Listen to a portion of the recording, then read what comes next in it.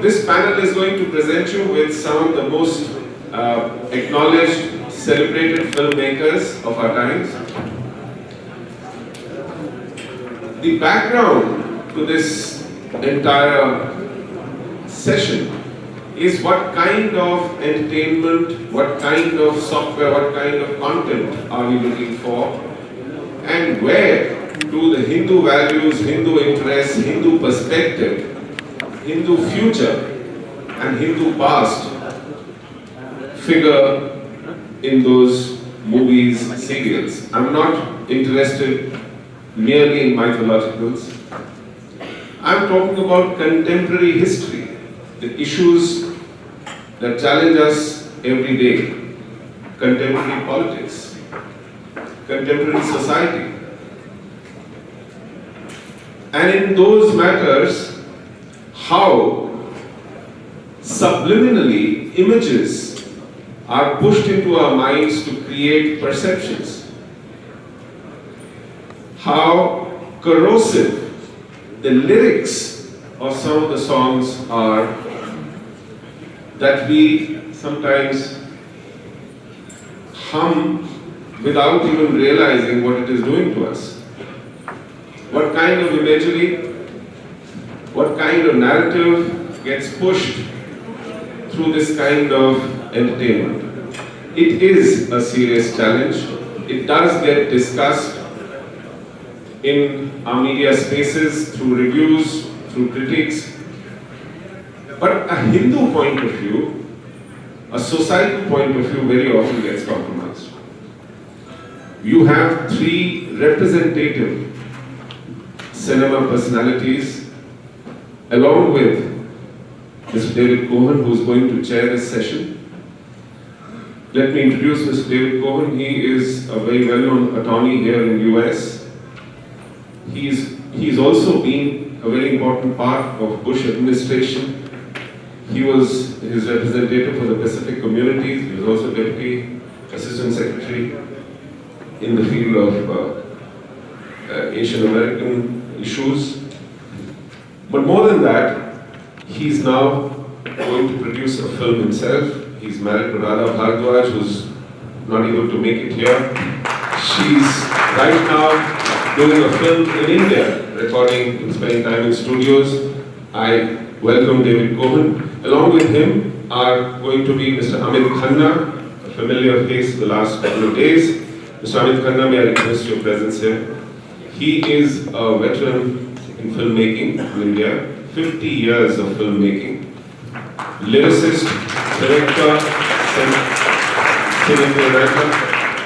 We also have Mr. Madhur Bhandarkar, who's given us some of the most memorable flicks, very well-known name in India, a very bold, very courageous filmmaker. We also have Vivek Agnihotri, film director. I present to you this panel and David Cohen, over to you. Thank you very much.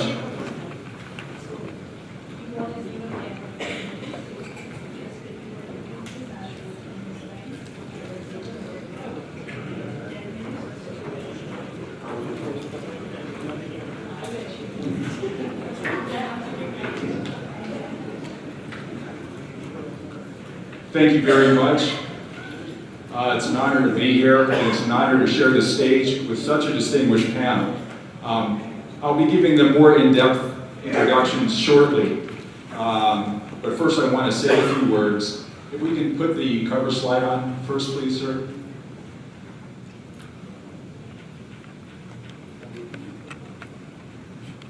You'll be with, there we go. I'm going to start with a few words, and then I have a big announcement to make that I'm excited about. For those of you who follow me on Twitter, you might wonder how I became such a strong supporter of India and Hindus. Well, they say a picture's worth 1,000 words, so here's the picture.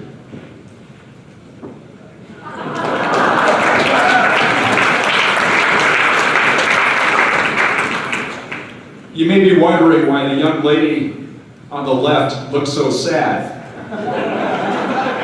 it's because she's about to marry that big hairy guy on the right. That's me. Her name is Radha Bharadwaj. She was born and raised in Chennai, where we were married, and she's gone on to become an award-winning filmmaker who has worked with the likes of Sir Derek Jacobi, Alan Rickman, Christian Slater, Philip Glass, and Oscar winners like Jared Leto, Ron Howard, and Eiko Ishioka. And I have gone on to become a Twitter troll, so we've each achieved in our own way. So I've learned a thing or two about India and Hindus from having married into the culture. Radha is very proud of her culture. And working in the film industry, she's become sick and tired of the consistently negative portrayals of Hinduism in Western popular culture, and even more sadly, in Indian popular culture. We all know the examples from the West. Slumdog Millionaire portrayed Hindus as violent oppressors. Indiana Jones and the Temple of Doom depicted Hindus as members of some diabolical cult. On the recent CNN series Believer, Reza Aslan represented Hindus as brain-eating cannibals. Now, I find that one particularly ironic because one of the first influences that Hinduism had on me, through Radha, was that I became a vegetarian, now vegan.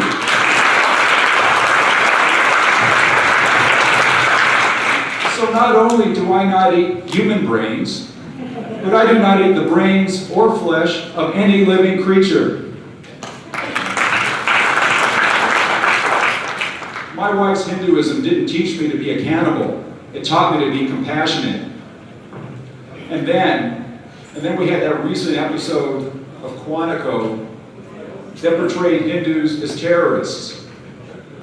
I'd like to know, who makes up the rules of political correctness, and why are those rules never used to protect Hindus?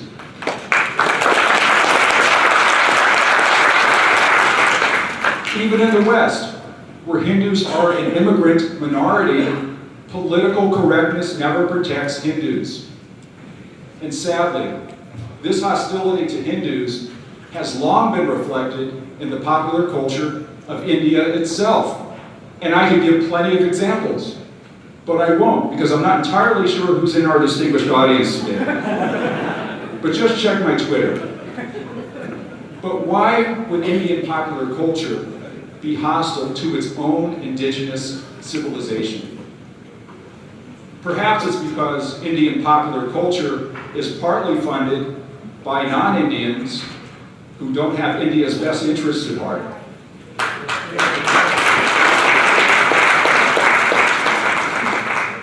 Or maybe it's a holdover from colonialism, where imperialists sought to maintain control by trying to teach Hindus to be ashamed of their culture.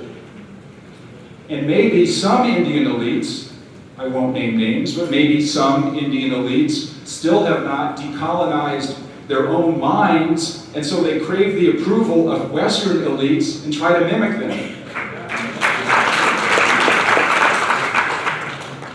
And maybe colonial divide and rule tactics have survived to this day in the form of vote bank politics. Well, Radha is determined to do something about it. And a couple of years ago, she got a burst of inspiration. On September 24th, 2014, India became the first nation to send a spacecraft into the orbit of Mars on the very first try. India achieved this feat more economically than any nation had before, spending less than the budget for the Hollywood space movie Gravity. That's right, the mission cost less than the movie. The achievement of the Indian scientists and engineers was, as they say, a giant leap for mankind and womankind, because many of the engineers who played key roles were women. Next slide, please.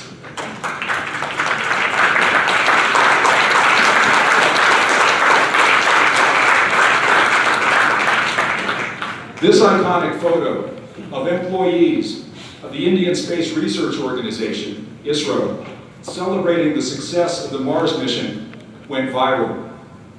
With ISRO's cooperation, Radha got to know many of the women engineers who made the Mars mission possible.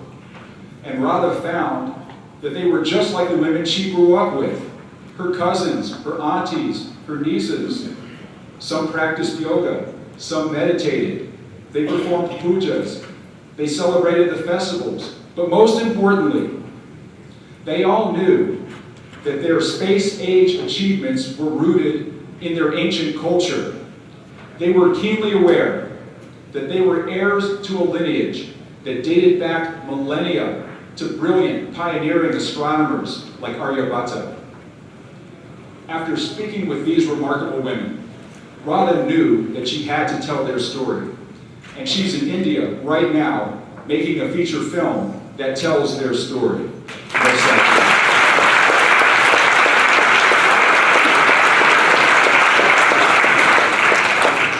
Ladies and gentlemen, I'm pleased to announce the upcoming film, Space Moms.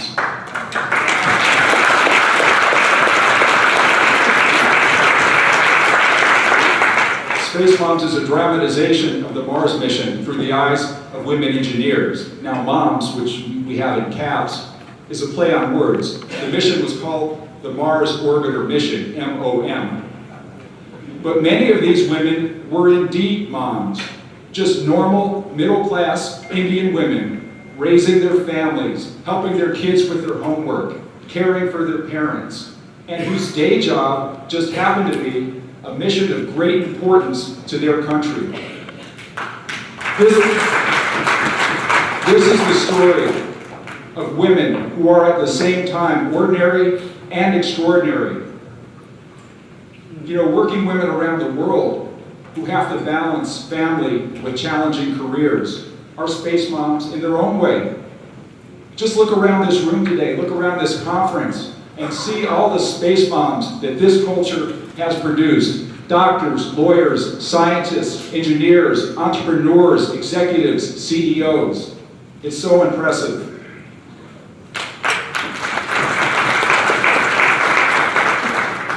People ask us, will this film be like Hidden Figures? Hidden Figures, as you may know, was a hit film about African American women mathematicians who worked behind the scenes in the US space program. But this film will not be like Hidden Figures, because in Hidden Figures, the women had to struggle against the majority culture. In Space Moms, the women are supported by the majority culture, the culture that made them who they are, the culture that reveres women, the culture that worships knowledge, the culture that encourages women to achieve. Space Moms will introduce the world to Indian women who are relatable, likable, and highly accomplished, and will show how these women are the products of their culture. These women are truly India's daughters. And by simply showing that, Space Moms will fight back against the narrative from both the West and the East that all Indian women are helpless victims. It will fight back against those Bollywood movies where as soon as someone walks on screen wearing saffron, you know he's the villain. Space Moms, by contrast, does not villainize anyone. And it's not just a film about Hindus. It's a film that showcases and celebrates the beautiful diversity of a country founded on a culture of pluralism and acceptance. So people of all backgrounds will cheer as the underdog Space Moms race against the clock to achieve the impossible, fighting through all sorts of suspenseful twists and turns along the way. Space Moms will make Indians of all communities, all faiths, all castes feel proud of their country. And around the world, people of all nationalities, not just Indians, will be inspired by these Indian Space Moms and will gain a new respect for the country and the culture that produced them.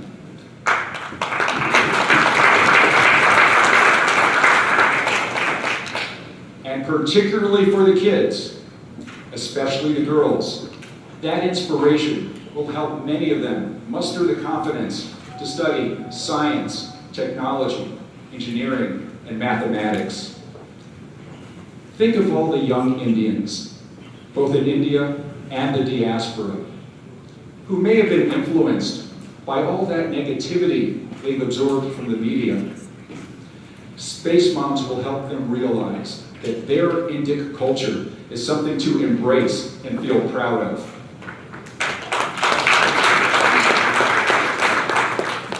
You know, if a film called Crazy Rich Asians can become a landmark cultural event, why not a film about crazy smart Indians?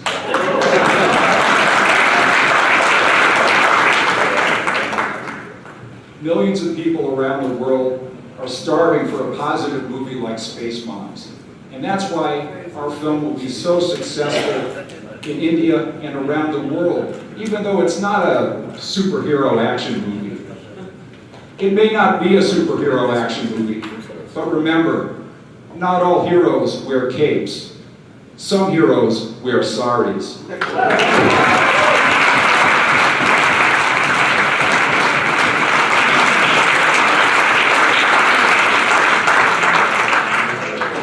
Thank you very much for listening to my infomercial. And that was my attempt at a mic drop, but I've never done that before. We have a tremendously esteemed panel, which I'm really excited to hear from. And starting with acclaimed filmmaker Madhur Bhandarkar, who you all know. I think you all know everyone on this panel. But for those of you who don't know, Madhur is an Indian film director, scriptwriter, and producer. He made his directorial debut with Trish Shakti and went on to direct several critically and commercially successful films. The drama film Chandni Bar, 2001, won him 4 National Film Awards, including for Best Film on Social Issues. Bhandarkar received National Film Awards for the Best Feature Film and Best Director for Page 3 in 2005, and Traffic Signal, 2007. He was awarded the Padma Shri. He also received the Bharat Award at the UN Hall in New York.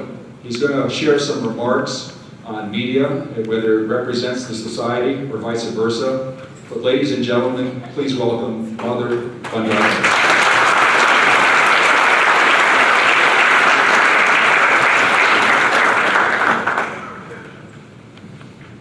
Namaskar, Om Namah Shivaya. Well, all are absolutely amazing oriented over here. David sir, Amit bhai and Vivek Agnihotri. I hope I just put my things right. First, I would like to thank everybody over here. I would like to express my humble gratitude to the World Hindu Congress and Swami Vivekanand ji for inviting me over here for this historic occasion to be amongst all of you have come in a different part of the world. I'm really feeling proud, honored to be here in Chicago, especially on the completion of 125 years of this famous speech by great Swami Vivekananda ji. Cinema in India provides an alternative and escape from reality to day-to-day life. People cry, laugh, sing, dance, enjoy all emotion through cinema. I, as a filmmaker, before I started a journey as myself as a video cassette library boy, and from there I became assistant director, and I got opportunity to make some good films to highlight plights of women in different walk of life and society. Chandni Bar, Satta, Page 3, Corporate Fashion, Heroine, and recently Hindu Sarkar showed the strength and valor of modern women of today. My film have been appreciated across the world. I feel very happy here also when I come and interact with people and they tell me how they are connected or how they like from last 2 days I'm here and I'm really touched the kind of feedback I got. Because cinema can change so much things, so many things people connect, or scene, or a song, or the whole film. And I try to get as much possible reality in the cinema. And I'm happy the films which I have made is critically acclaimed also, commercially successful also, and they do get national awards also. That's a great feeling for me. Cinema is very popular medium in India, with as many 1,600 films produced in various languages every year. Lately, the digital media also is not far behind. This year, we have seen the rise of popular content being made in digital platforms. I'm sure it will going to grow more. Business in China is really great thing for our Indian cinema, because movies like Dangal, Bahubali are being dubbed over there, and people recognize our actor and our culture, and our Indian cinema has become a big range over there. And the business is amazing over there. So I think this is great news for all Indians over there. Our movies are being seen over there. The ancient Hindu epics of Mahabharata and Ramayana has largely influenced the narrative of Indian cinema. Example of this influence include the technique, side story, backstory, story within story, and the pattern can be seen in Indian film regularly and in world cinema, the narrative especially. In fact, the epic Ramayana and Mahabharata was also made in the serial format in 90, became one of the most popular sitcom. In India, there used to be like a kafila situation when the serial was aired. These serials were dubbed in various international languages. They garnered same popularity all over the world as they did to India. Thanks to the popularity of these serials, Hinduism gained new heights awareness across the world.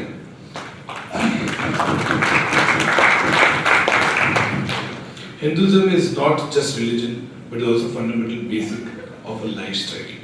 I'm happy to see a lot of great media artists, professionals believing in promoting this fact. Oscar winner actress Julia Roberts and Madonna has done a bit to introduce West to the Hinduism in a big way. As this forum of World Hindu Media Forum, I reiterate to thanks to the unity of Hindu society, things have started changing. Big MNC are promoting Ayurveda. It's absolutely a great thing. The change has come because of the awareness about our indigenous product and the quality and usefulness. I once again thanks all of you for being patient hearing, and as Swami Vivekananda said, arise, awake and don't stop until the goal is achieved. I assure all my support for the growth, development of World Hindu Media Forum will be always available for whatever I can do for this noble cause, Dharma. Vande Mataram, Bharat Mata ki Jai.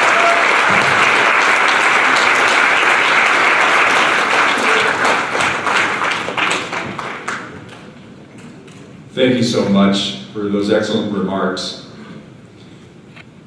Now it's my honor to introduce Shri Amit Khanna. He's one of India's most experienced and respected media and entertainment professionals. He spent over 5 decades in film, TV, theater, radio, print, new media, you name it. A national award-winning lyricist, poet, filmmaker, and media guru, he has written 400 songs and several film and TV scripts, and directed and produced dozens of films, TV series, and programs.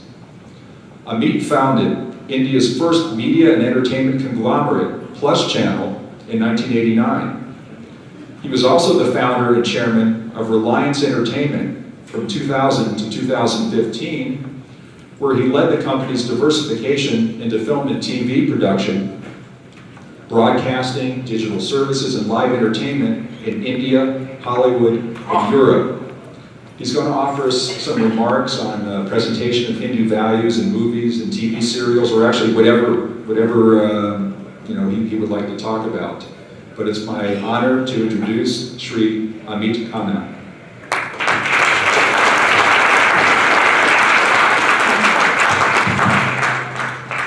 Thank you, David. Namaste, friends.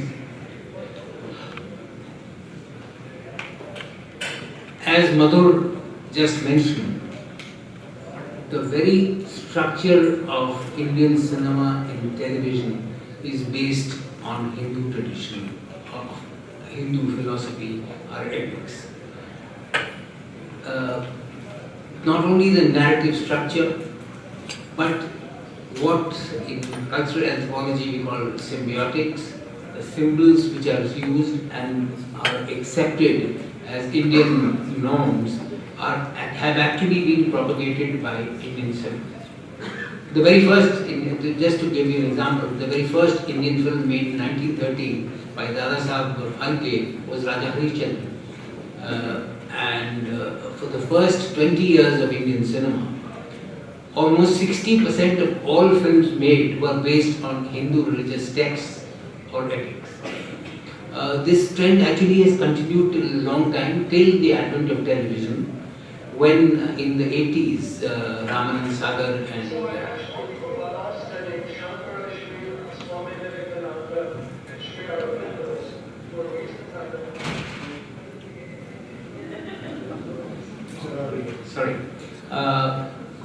when in the 1980s, Ramanand Sagar and V.R. Chopra made Ramayana and Mahabharata, which actually re-galvanized the Hindu community the world over.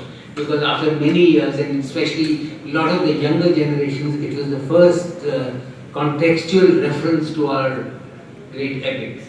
Because they had no reference because of only what their parents had told them a little bit, but there was no real knowledge of it. And since then, till today, the number one formula or the popular metric on Indian television are mythological serials. They have the highest viewership. Unfortunately, because mythology and religious and spiritual content moved to television, which is free till recently, now it's very nominally. Now for $2 or $3 a month, you get 200 channels. People stop going to cinemas and buy tickets to watch these kind of films. So the number of those films reduced. But as I said, the basic symbolism in cinema and television comes from India. For example, we know that certain things which actually were first shown in cinema have now been accepted. The breaking of a coconut is a symbol of auspiciousness in India. All over the world, they know it's a Hindu tradition.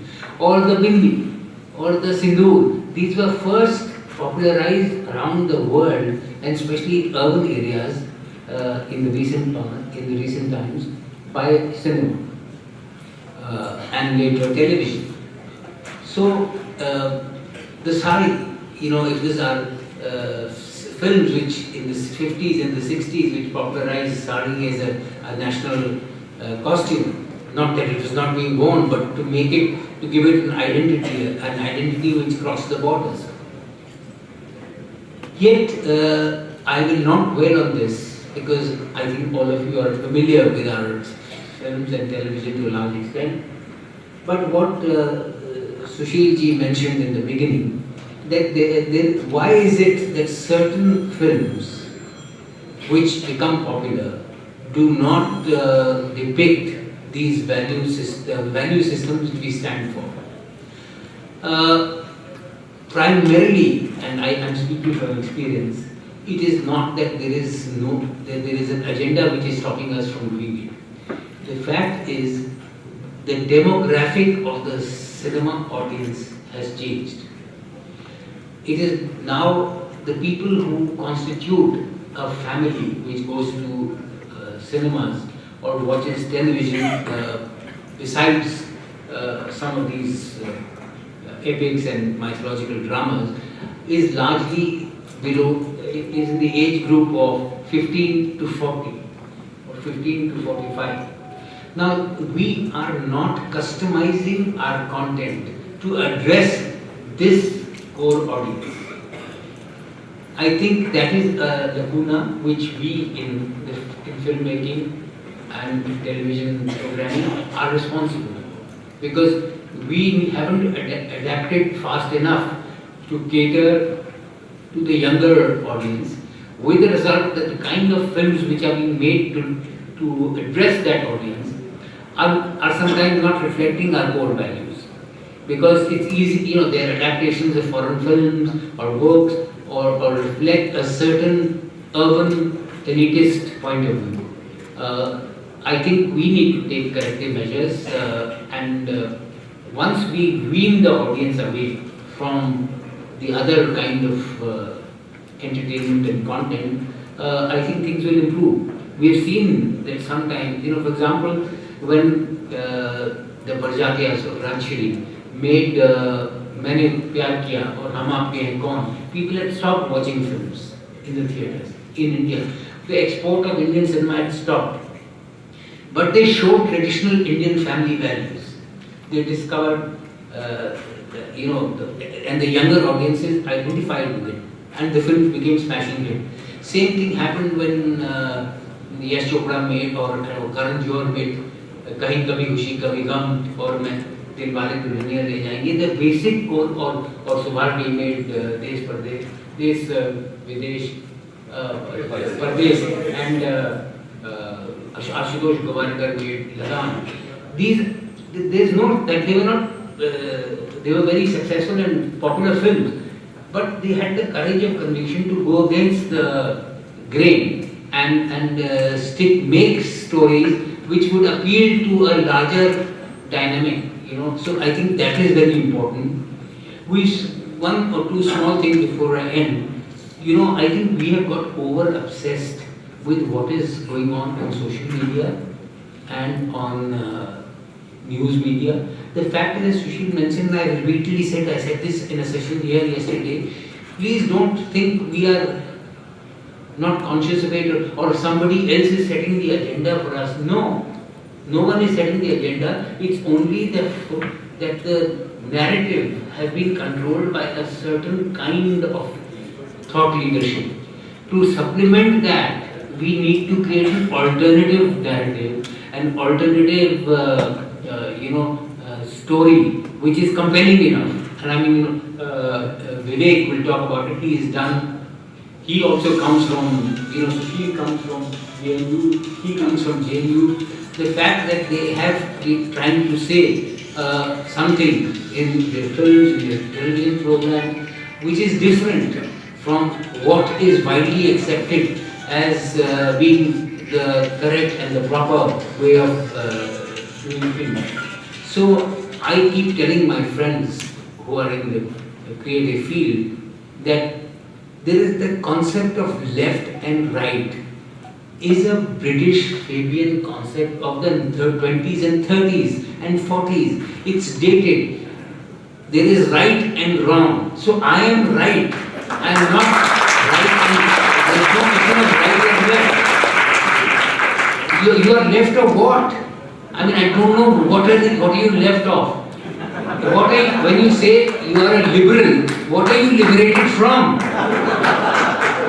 There has to be something which is chaining you. Nothing is chaining me. So I don't need to be liberated. I don't need to be left. If you are left, you are left out. So basically, it's an attitudinal change we need to do. We have to have self-confidence. Nobody is going to take away. The fact is 80% of India is still Hindu. In the last 5,000 years, we are the only cultural and religious tradition which has survived 5,000 years in spite of invasions. So we have certain inherent strengths, and that shows in our stories, in our music. Even today, 50% of all music sold in India is spiritual music, in all languages. Are we conscious of this? So it's not that nobody is doing it. And David, 80% of films in India are funded by Indians. Only 20% of the films perhaps could have foreign influence or money. So this bogey needs to be shed. We are not doing enough ourselves, and nobody is stopping us. We have to be conscious you know, I was fortunate when Kavita Krishnamurthy opened the program here day before yesterday. She sang one of the songs which I am very proud of, and nobody stopped me from doing it. It was a film which I made. It was that Om Namo Shivaya. So there are people who are writing and creating this kind of content, whether it's music, it's television. Similarly, in the digital world, in the morning session, people were saying, and yesterday we talked about it. It's a very democratic medium. It has suddenly opened up opportunity. Anybody with access to the internet or a mobile phone or knowing simple language in any language is able to put across a point of view. But let us not confuse content with noise. If we are constantly battling noise and we are constantly battling slogans, we will never create create an alternative narrative. If the textbooks being taught there or the films being made are wrong, somebody has to correct them and not only just say you're wrong. What is right? I have to do it. So I must write that book.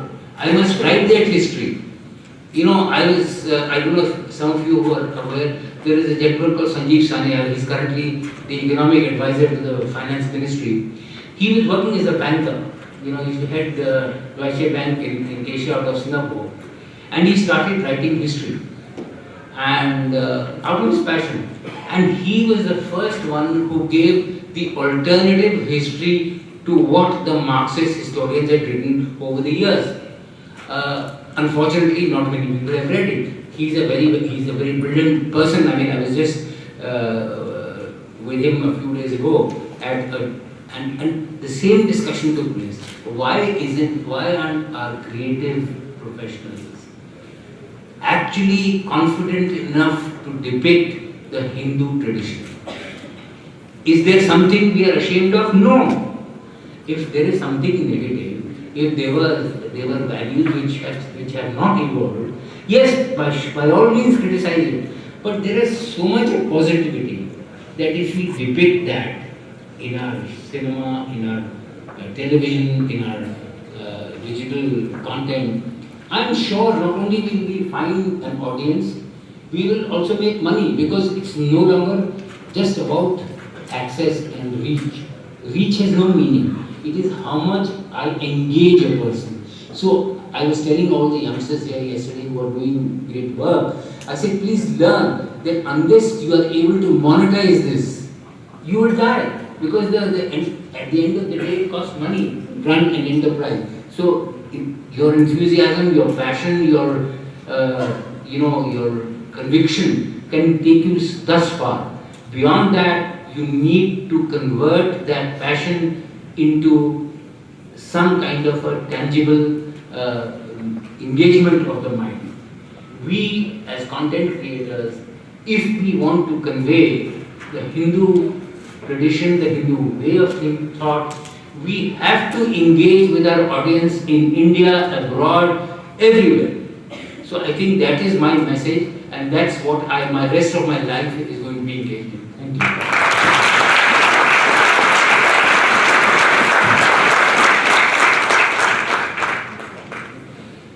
Thank you very much, Shri Khanna. And then finally, we have the acclaimed filmmaker and author, Vivek Agnihotri.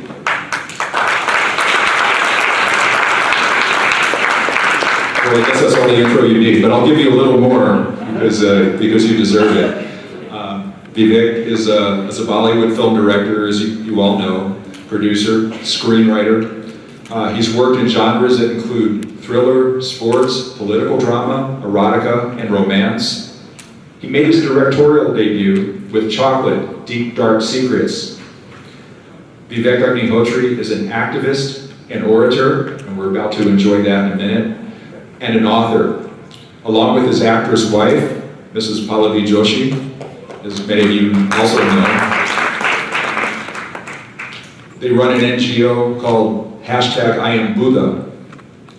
He has studied in the Indian Institute of Mass Communication. He's also studied at Harvard University. Vivek made his debut as an author this year with his book, Urban Naxals. By the way, that is a phrase that has really caught fire in the conversation in the media and in the press other meetings as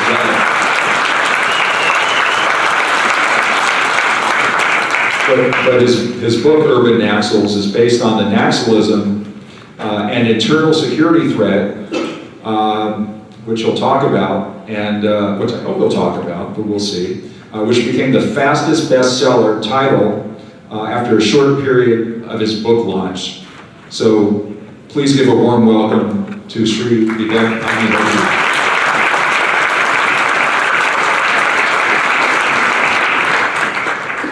Hello everyone. Please don't clap so much, because it really makes me very nervous. The only thing I would like to correct there, yes, I am a filmmaker, but I resigned from Bollywood many years ago.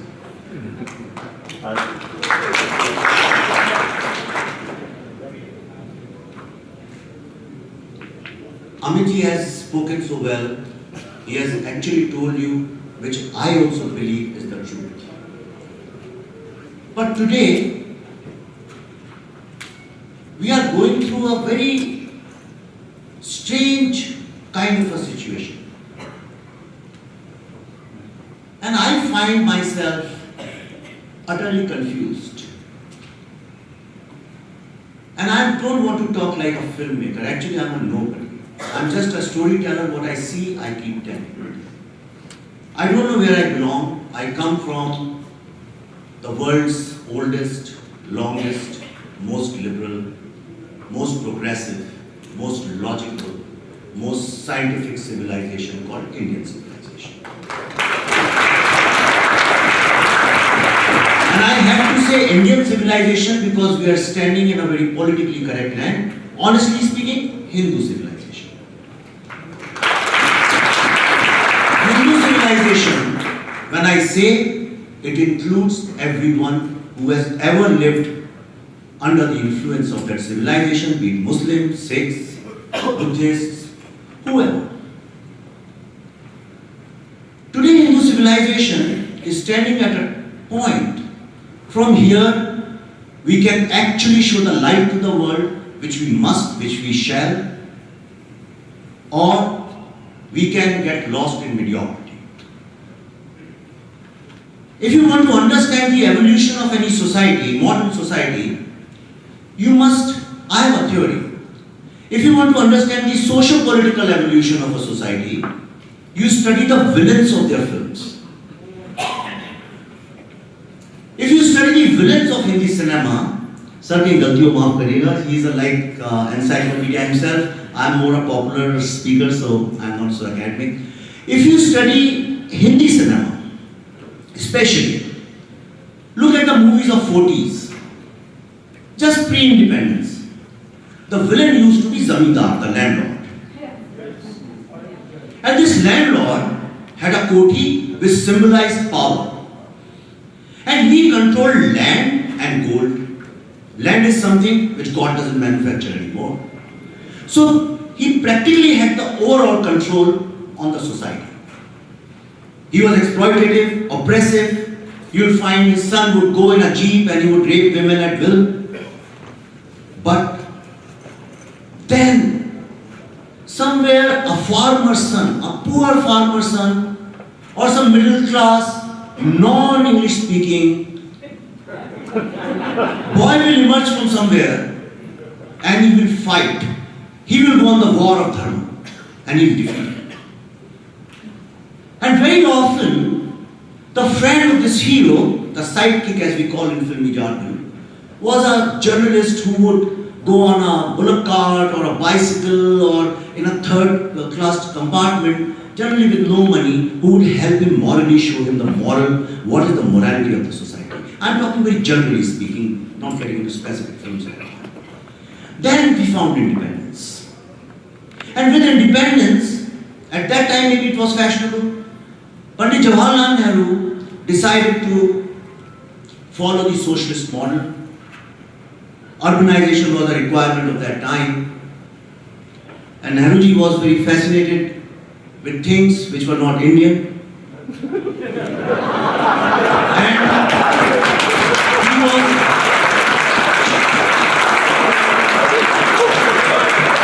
Pandit Nehru was a great thinker. Let's not take that away from him. But that thinking never helped us. He was a landlord's son. If you look at it, honestly, nobody talks. History is written in many ways, but I talk about what I see with my eyes. If anybody has seen Anand Mahal, don't forget Mahal, in Allahabad. Huh? Anand Mahal. But it's Mahal, आप जाके देखिएगा. वो कहाँ शुरू होता है, कहाँ खत्म होता है, you don't know. Hard-earned money, whatever, but the attitude was very zamindari.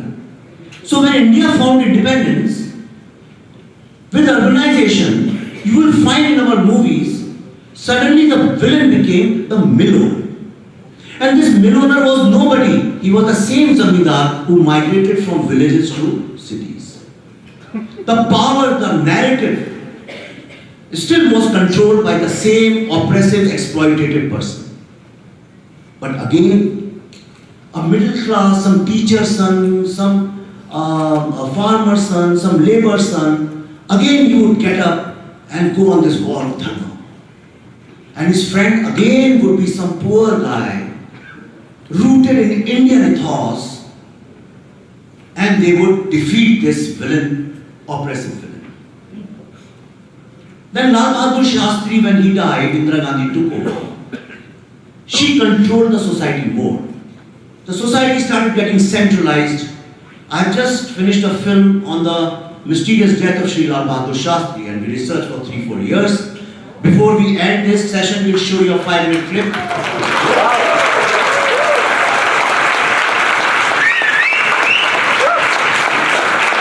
India was colonized again.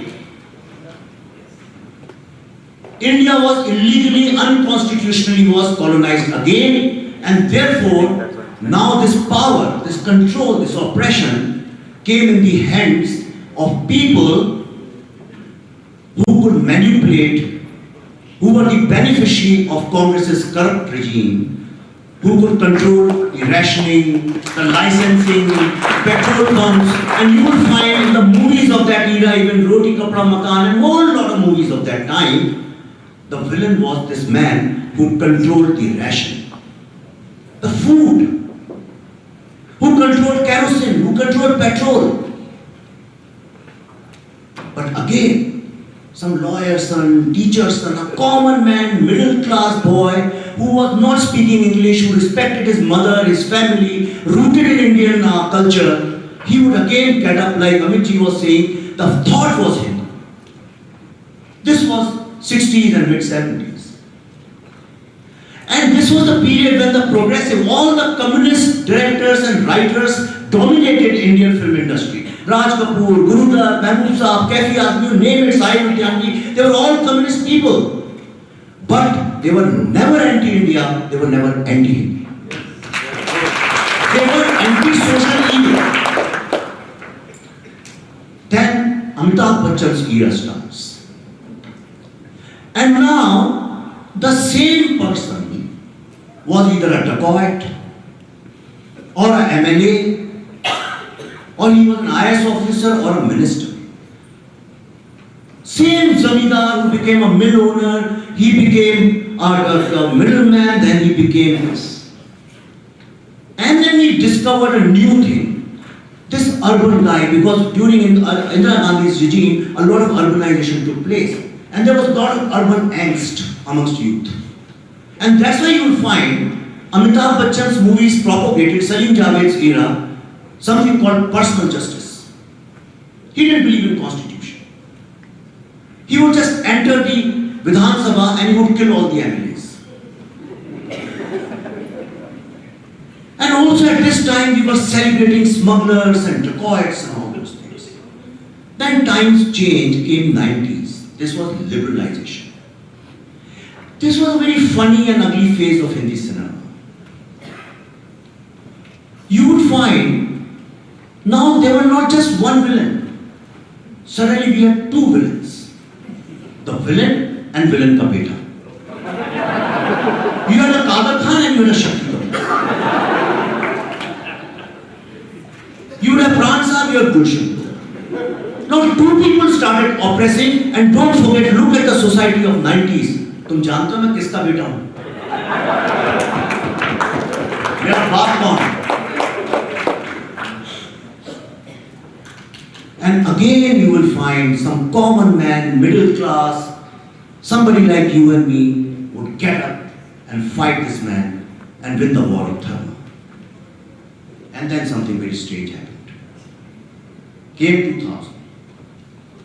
This was Shah Rukh Khan's era.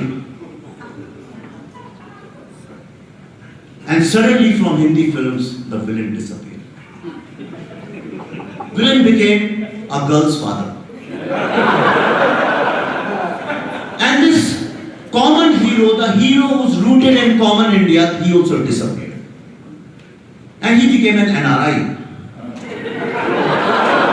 And if you look at the films 2000 onwards, I always say, if you have to go to Czechoslovakia or Italy or any foreign country, and if you don't know about them, pick up 5 latest films of that country, you'll get to know about their architecture, their food habits, their clothes, their politics, their family system, how the roads look, how the buildings look, everything you'll get to know, some brief idea you will get. But if somebody from Czechoslovakia has to come to India and he picks up 5 films of Shah Rukh Khan era, he'll get to know everything about London and New York, but he'll never get to know anything about India. And this is when we started losing the war of narratives. Do not forget this world. The history of humanity is all about war of narratives. Whatever has been done, don't romanticize everything. Whatever has human beings have done in this world in thousands of years is only for war of narratives. And that's when we deleted the common man from the main narrative. Any newspaper you pick up, everything you get to know, you will never get to know about the concerns and aspirations of a common Indian. You open the television, you will never ever find the aspirations of common Indian. Sorry Amit ji, you were talking about that we make a lot of mythology, but that's all pop mythology. That mythology has got nothing to do with India or Indian history. This is catering to a very different group. We have systematically, from the main narrative, we have taken the common man out. When I understood that was the day I resigned from Bollywood. Year was 2009. And I started teaching.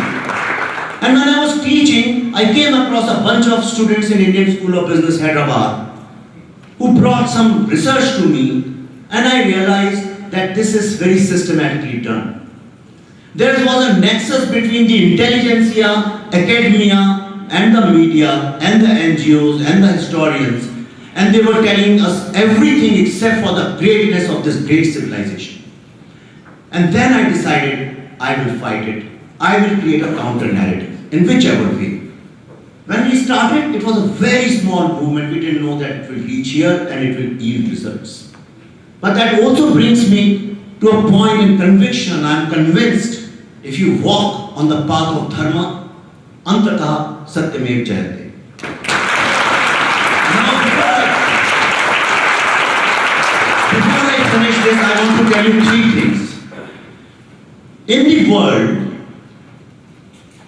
we are made to feel embarrassed and small about 3 very critical issues about Hindu civilization, and time has come, we need to correct them. Number 1, intolerance. Let's talk about intolerance in a very scientific manner. Let's not ridicule it saying that this guy says that media says that and blame it on Amir Khan. No, Amir Khan is not responsible for what the world is saying. He's one of them. Maybe he said something. Now, intolerance. Let's start with political. Tell me which other democracy in this entire universe allows you to start a political party on Marx, Stalin, Mao, anybody you want. Is it possible can you start a party on Mao in America, the freest land of the world? Not that. We have a political leader called Stalin. And next 10 or 15 years, I won't be surprised if he contests for Prime Minister's election. Can you do that here? Can somebody called Stalin or Hitler contest for the President's election? We have the world's maximum number of political parties. Anybody can start anywhere, whichever way you want. You can debate the quality of the political parties. You can't question the principle of tolerance. Economic, no, financial tolerance. I was in Kashmir shooting. The entire Lal Bazaar is full of Sikhs. Where is Pandit ji? Puche, kitne sare sardaron ki dukaan hai? All the Marwadis run business in Calcutta. So many Punjabis I meet in, any Biharis do farming in Punjab. In India, nobody stops you from doing business wherever you want, whichever business you want. In fact, you will find the kind of businesses which are found only in India, nowhere else. For example, hatti todne ki dukaan, hatti chodne ki dukaan.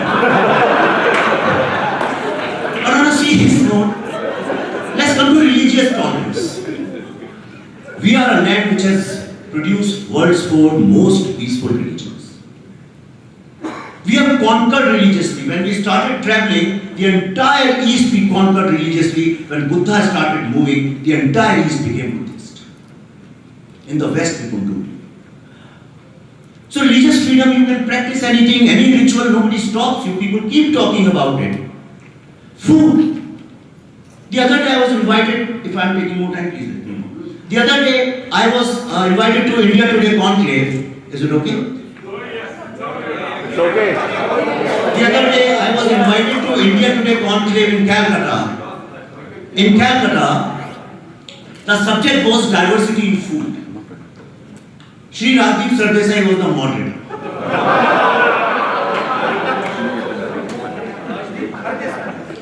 Every time somebody spoke, somebody was saying, Rosho Billa is from Odisha. The other gentleman was in a light-hearted way. He said, no, it is from West Bengal. The moderator would say, but what about beef? Somebody would talk about Mysore Pak, he said, what about beef? Now, it was full like this, some 1,000 odd people over there. When my turn came, I just asked 2 questions. I said, first of all, how many people here tonight when you go back can ask your mother to cook beef in your kitchen? Very few, 5-6 hands came up. They also came to embarrass me. The second question I asked, have you ever met anybody who has been stopped from eating whatever he wants to eat? I travel more than anybody else. Trust me, I'm telling you, you know everything is on Twitter. I'm traveling every single day. In a few days, I travel 2 cities in one day. And not only in India, everywhere. I have till date, I asked this question everywhere. I have not met anybody who has been stopped from eating what he wants to eat. But the narrative is being created. You look at any front. Education, let's take tolerance. How many kind of education systems you have in most of the democracies? Public and private. In India, you want to go to madrasa, go. You want Buddhist education system, go. If you don't want any education, go to Krishnamurti's foundation. If you want to say go Jesus and Mary, you can go. You go to central school. Any kind of education systems you will find education in a variety. If you have want to teach, educate in some way, you can. It's a wrong propaganda against us. The problem is we have given them the space. We have let them speak. And I tell you why we have let them speak. Because the true Indian, the real Indian, the non-English speaking Indian, middle class boy and girl, they are always busy studying and becoming something. And when they grow up, they don't realize. When I went to Delhi from Bhopal, I didn't know a word of English. I couldn't construct a sentence in English. And I was isolated. I was made to feel as if I do not belong here. I have no right to live here.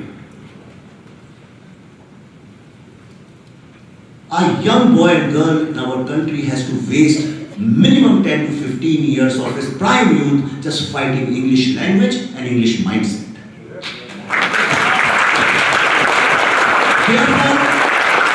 Therefore, I decided I will speak for this person. I'll fight for his right. Now I'm coming to the second point. Recently I was in Purdue University. A bright young boy called Akshay Jadoo. I don't know, he should be here. Are you here, Akshay, somewhere? Oh, there he is. Akshay told me, this young bright boy, at Purdue is one of the finest universities of the world. He told me, one of these members who invented internet, am I right? Yeah. He came to their institute and they were making a presentation on the technology they are going to introduce in various parts of the world. In Japan, what they are going to do, in Korea, what they are going to do. And he asked them, sir, what's your plan for India? Guess what was the answer? The answer was that we don't have any plan for India because India is suffering from caste problem. And wherever I go in the world, people talk about the caste issue, and this is where I'm going to tell you how narratives have to be corrected. This is the wrong narrative. I'm asking you a question. Yes, we have oppressed, we are guilty of that. But there's nothing called retrospective justice. Let's look at our strength of our society. If I say in 1947, if the rate of oppression by upper caste of the lower caste was 100, where do you think it is today? No, not zero. Approximately? Okay, so generally speaking, it ranges 10 to 15%. In 70 years, a country which had nothing, which was looted not only of money but of its dignity and confidence, has brought that social evil down from 100 to 15. This is the biggest social re-engineering success in the history of humanity. Name one society which has been able to achieve so much in 70 years. So we should be proud of our achievement. And in the end, I want to speak about something which is very dear to my heart. Wherever I go, people say, they always question me that the problem with Hindu society is that you do not empower your women. Indians have been traveling for last thousands, and since we know about humanity, we have been traveling everywhere. Wherever Hindus go, Indians go, in almost every country, every city, you will find Indians are there. And without exception, wherever you go, people say that these are good people. Absolutely right. They are always helping, always contributing to the society, never involved in crime, never conflict with the society, never conflict with the constitution and the laws of the society. And above all, you can trust them. This world is suffering from trust deficit. We are the only community, only I'm saying with a lot of pride and facts, which unanimously people can trust. What else do you expect from humanity? What else do you expect from humanity? Now, when Elon Musk makes cars which run on battery, the entire world celebrates him. They say, wow, what a great product he's made. And obviously he must be celebrated. His picture should be on the cover of Time magazine because that has contributed to the evolution of human society. Anybody who creates great products should be celebrated. Now my question is this to the entire world. Who manufactures these great human beings you can trust? Bharat. Now close your eyes and think about your mothers. Don't go by optics. How have we forgotten that human beings' biggest responsibility is to create great human beings? And our mothers do that. Tell me who's more empowered. Wherever you go, you must remember our time has come. We have to fight for our own narrative. Our films have failed to do in the last few years, few decades. Therefore, we have to do individually. Now the medium is with you.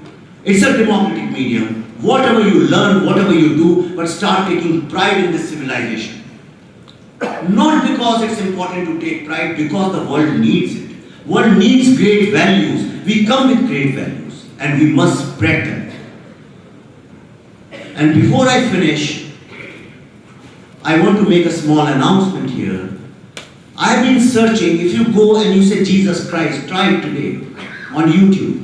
You will find thousands and thousands of videos and so many things about Jesus Christ, about Islam, about Buddhism. Everywhere you will find so much of material is there. You say Hinduism, you will get why parents should be respected, why family system is bad, why Sita was this and why Ram was not good. You will find lots of doubts and questions. Because it's been done systematically, in an organized fashion. Therefore, I have decided now to dedicate next 5 to 6 years of my life to create something called History of Hindu Civilization.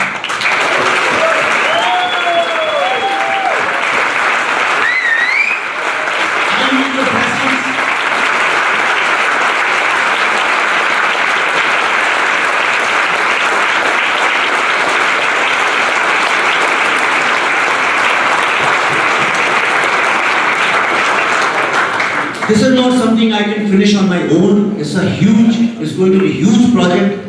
It will require a lot of help, blessings, a lot of material, but at least I have initiated it. I need a lot of help and blessings. You have heard me very patiently. Thank you for that. Thank you, World Hindu Congress, for organizing this. I am sure there are a lot of people who are going to make movies and are going to spread good word, but it is also very important that the audience also becomes responsible.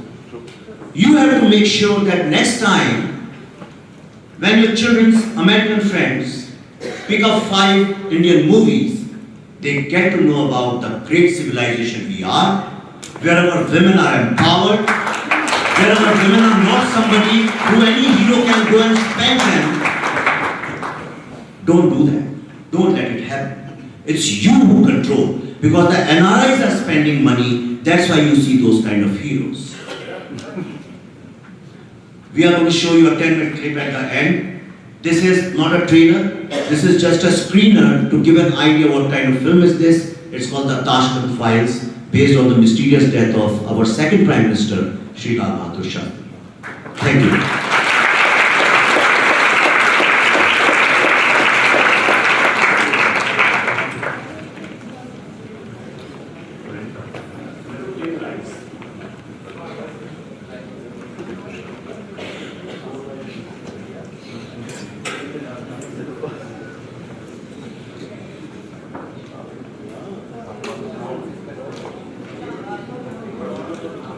रस्सी 10 feet की थी, कमरा खाली था, उसके पांव और फर्श के बीच में 10 इंच का। एक कॉमन सेंस की कहानी सुनाता हूँ। एक आदमी एक कमरे में छत से फंदा लगाकर लटका हुआ था, रस्सी 10 फीट की थी, कमरा खाली था, उसके पांव और फर्श के बीच में 10 इंच का फासला था, और उस कमरे में कहीं कोई स्टूल, टेबल या वैसे 10 इंच ऊंची चीज नहीं, सिर्फ थोड़ा सा पानी गिरा हुआ था। तो उस आदमी ने सुसाइड कैसे किया?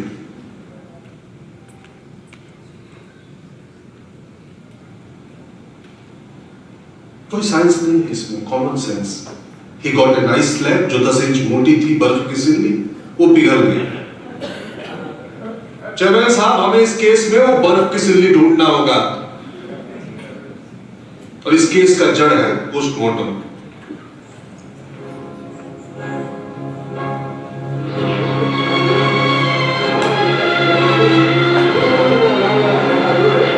दुनिया की सबसे बड़ी डेमोक्रेसी का दूसरा प्रधानमंत्री ताशकंद जाता है, वॉर ट्रीटी पर साइन करता है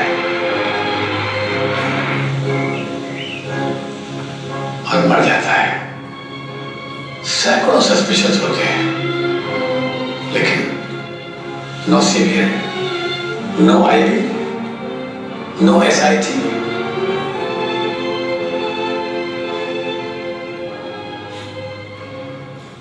एक इंक्वायरी कमीशन भी नहीं बैठता है।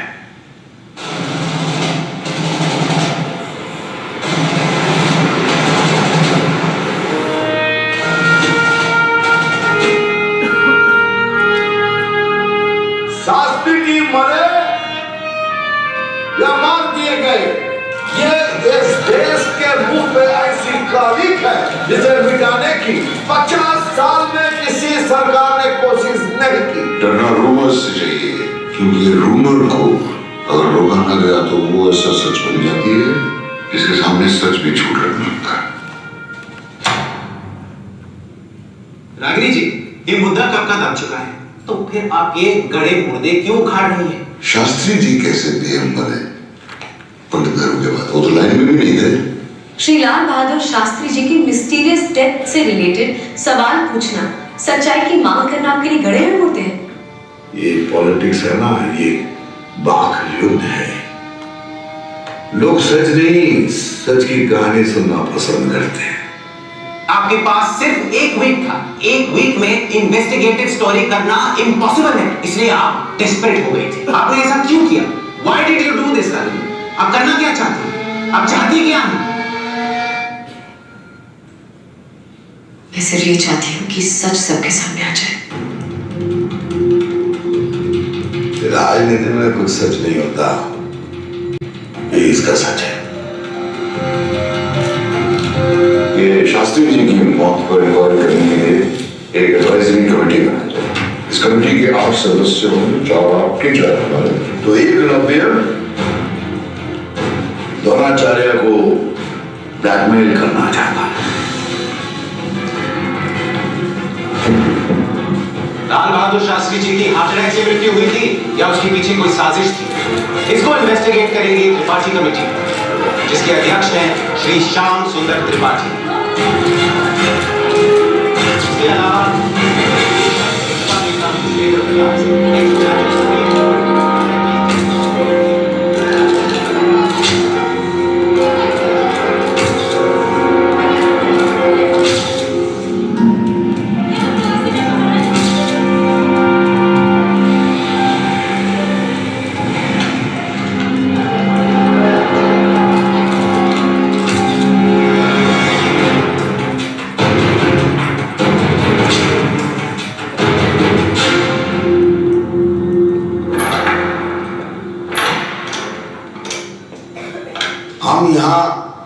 शास्त्री जी पे बात करने बैठे हैं। आप शुरू कीजिए ना, मसला खत्म तो खुद बहुत हो जाएगा बहुत जल्दी। अच्छा क्यों कहा आपने? सर र्यूमर्स और ट्यूमर्स को खत्म होने में कितना टाइम लगता है? अगर 11 जनवरी के पहले उनके ECG BP रिकॉर्ड्स मिल जाए तो। लेकिन ये तो फैक्ट है कि शास्त्री जी को इससे पहले हार्ट अटैक हुआ था। Twice sir, twice. Case close, चलिए खाने। क्या ये सच नहीं है कि टैशकेंट में जिस होटल में वो रुकने वाले थे उसे लास्ट मिनट चेंज करके ढांचा में रुकने को कहा है? The word ढांचा is Russian for bungalow. Case reopened. PM का स्टे जो है वो इस होटल से शिफ्ट करके ढांचे में कर दिया गया और उसके स्टाफ का जो अरेंजमेंट है यहाँ से तकरीबन 11 किलोमीटर दूर किया गया। Excuse me, 250 yards। लगता है काफी डिटेल्स मालूम है। मैं आप सबको बता दूं कि हमारे देश के प्रधानमंत्री के कमरे में न बेल था न buzzer. That's a fact. That's incorrect. उनके स्वीट में 2 फोन और 1 बजर था। उन्होंने बजर या बेल दबाया क्यों नहीं? क्योंकि वहाँ बेल या बजर था ही नहीं। शास्त्री जी को ऑक्सीजन क्यों नहीं दिया गया? There is no mention of oxygen. यहाँ लिखा है शास्त्री जी को इंट्रामस्क्यूलर इंजेक्शन में फेंटिन सल्फेट 15 mg दिया गया। ऐसे हालात में आमतौर पर डॉक्टर इंट्रावेनस इंजेक्शन देते हैं, जबकि यहाँ उसके ठीक विपरीत शास्त्री जी को इंट्रामस्क्यूलर इंजेक्शन दिया गया। कितनी कॉमन सी बात मेडिकल साइंस की, डॉक्टर को पता नहीं थी या जानबूझकर उन लोगों ने किया? सर कहीं ऐसा तो नहीं कि शायद शास्त्री जी पहले ही मर चुके और उन्हें इंजेक्शन बाद में दिया गया हो? ये सब इंफॉर्मेशन आप कहाँ से ला रहे हैं? वहां से जहां से आपको लाना चाहिए था। किसकी बात करते हैं? जिन लोगों ने शास्त्री जी को मारा। उसके बारे में तो आपकी कमेटी जांच कर ही रही है। कमेटी? वो तो एक ड्रामा है, like a reality show. Everything staged and scripted. इस कमेटी का मकसद सच जानना नहीं है, बल्कि एक झूठ क्रिएट करना है, क्योंकि सच जानने का करेज आप में से किसी में है ही नहीं। Oh, come on, let's not talk about courage. TV camera के सामने बोलने में नहीं, उसके सामने चुप रहने में। करेज चाहिए होती है 125 करोड़ के लिए। क्या सही है क्या गलत ये चॉइस करने के लिए करेज की जरूरत होती है। इस सच से देश का नुकसान वो जानते हुए भी चुप रहने के लिए करेज की जरूरत होती है।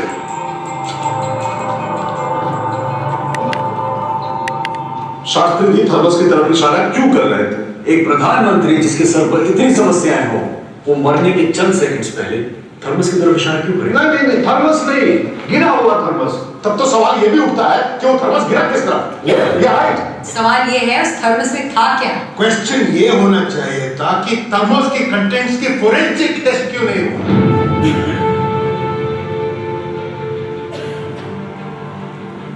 अगर वॉर ना हुई होती तो ईमानदार तो तब भी थे, लेकिन महान कहलाते क्या? अगर उस रात उनकी मौत ना हुई होती ताशकंद में, लोग व्यक्ति की गलतियों को, कमजोरियों को सब भूल जाते हैं एक ही जीत के बाद। अगर ये लड़की कामयाब हो गई तो लोगों को याद नहीं रहेगा कि ये फेक न्यूज लिखती है।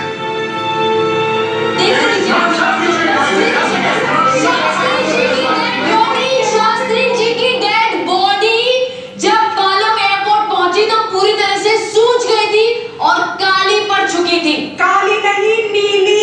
When the body decomposes, it turns blue. नहीं, इसका कोई रिकॉर्ड नहीं।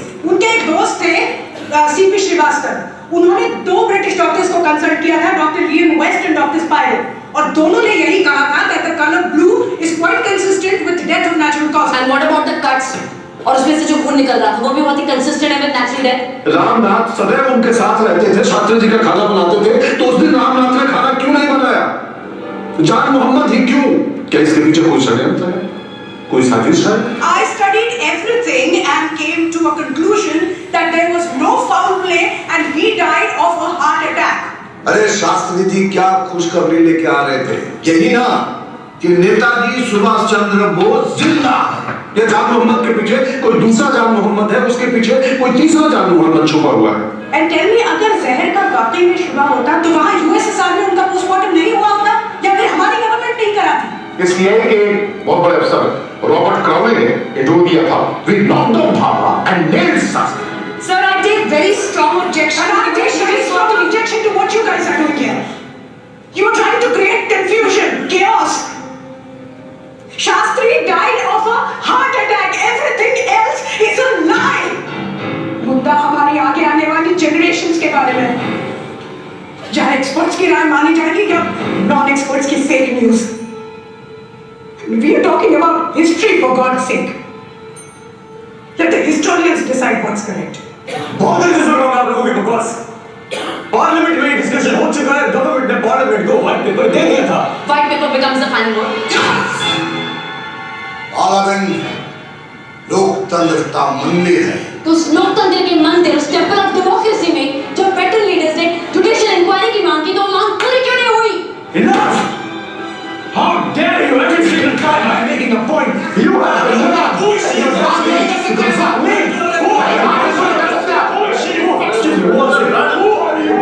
Why do you think you are here? You think you know who I am? You know that.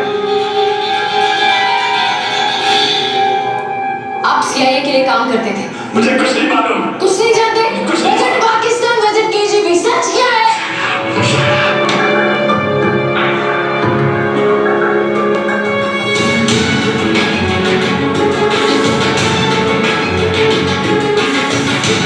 क्या हुआ था 11 जनवरी की रात को? शास्त्री जी की मौत से सबसे ज्यादा फायदा किसको हुआ था?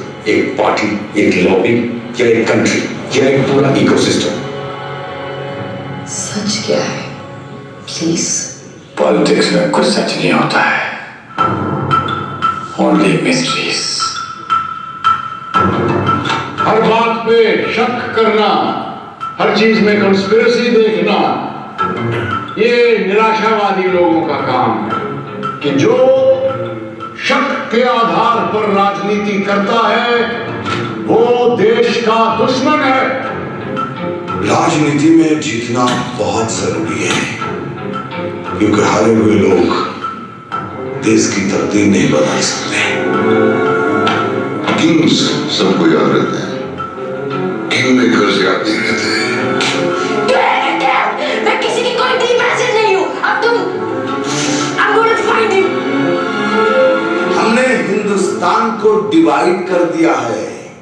Hindustan somebodies, Hindustan nobodies। हमने कैसे किया? उनके पास एक ही ताकत है, सच। हमने उससे वो छीन लिया। आवाज उठाने की ताकत का खात्मा कर दिया।